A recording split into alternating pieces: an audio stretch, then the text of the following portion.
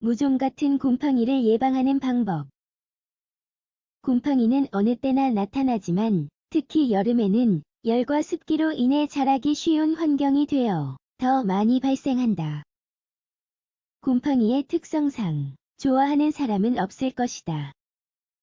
특히 여름에는 열과 습기로 인해 곰팡이가 자라기 쉬운 환경이 되어 더 많이 발생한다.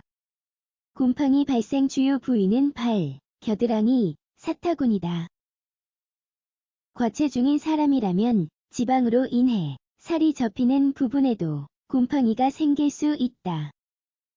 이는 땀이 많아지거나 샤워 후 피부에 물기를 제대로 말리지 않았을 때 그 접히는 부분들이 축축한 상태로 남아있게 되기 때문이다. 곰팡이를 제거하거나 예방하기 위해 사용할 수 있는 치료 방법에는 여러 가지가 있다.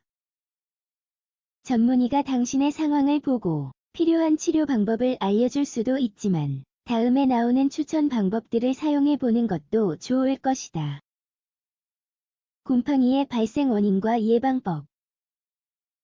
젖은 바닥을 맨발로 걸어 다니지 않고 신발이나 옷, 타월을 다른 사람과 함께 쓰지 않는다. 수영장이나 바닷가에 자주 가는 사람이라면 젖은 옷을 오랫동안 입고 있지 않는다. 몸의 물기를 잘 말리고 특히 발가락, 사타구니 혹은 다른 접히는 부분들의 물기를 신경 써서 말려준다. 물기를 말릴 때 너무 센 마찰을 피하자. 필요한 부분을 타월로 잘 받치고 물기가 다 없어질 때까지 부드럽게 톡톡 두드리며 말리도록 하자. 피부가 너무 자극을 받으면 오히려 곰팡이균에 더 취약해질 수 있으므로 피부를 상하게 하는 것은 좋지 않다. 발에 땀이 난다면 땀을 억제해주는 땀띠분을 사용하는 것이 좋다. 발의 습기와 열을 배출해주기 위해 양마른 면으로 된 것을 신어야 한다. 발가락 사이 부분을 드라이어로 말려주는 방법도 있다. 몸 전체의 위생을 청결하게 해주자. 적당히 통풍이 되지 않는 옷은 피하자.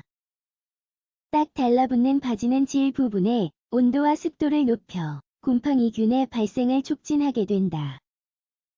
가능하면 중성 pH 비누를 사용하자.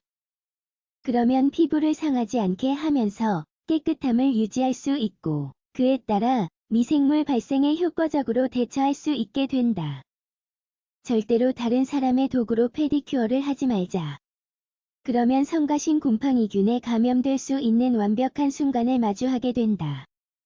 자신의 건강에 신경 쓰고 자신만의 도구를 사용하자.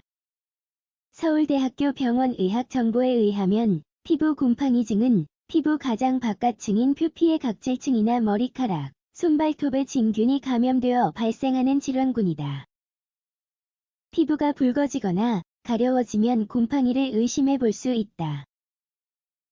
건강한 사람에게는 곰팡이가 큰 문제가 되지 않을 것이지만 몸의 방어력이 약한 사람은 좀 더 강력한 치료 관리를 해야 한다.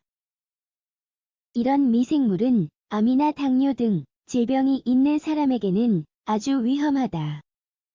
곰팡이 자연치유법. 소금은 곰팡이를 억제하는 데 아주 효과적이다. 몸 어떤 부위에든 곰팡이가 있다면 따뜻한 물과 소금 한 컵으로 목욕하는 게 최고의 방법이다.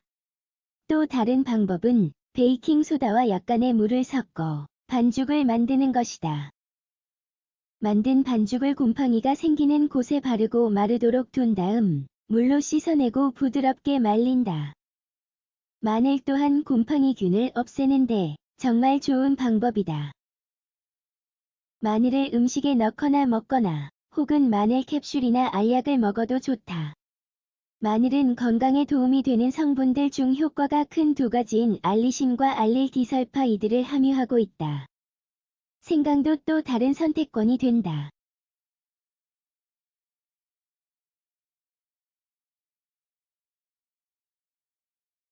또한 소금을 넣은 따뜻한 물이나 사과 식초에 발을 담그고 있어도 된다. 설탕은 곰팡이의 발육을 촉진하므로 설탕의 소비도 꼭 줄여야 한다. 꼭 강조되어야 할 내용은 당신이 면역 체계를 변화시키는 질병을 앓고 있다면 곰팡이가 발생한 것으로 의심될 때 바로 전문의의 진찰을 받는 것이 필요하다는 것이다. 건강상 부정적이고 위험한 결과를 피할 수 있을 것이다.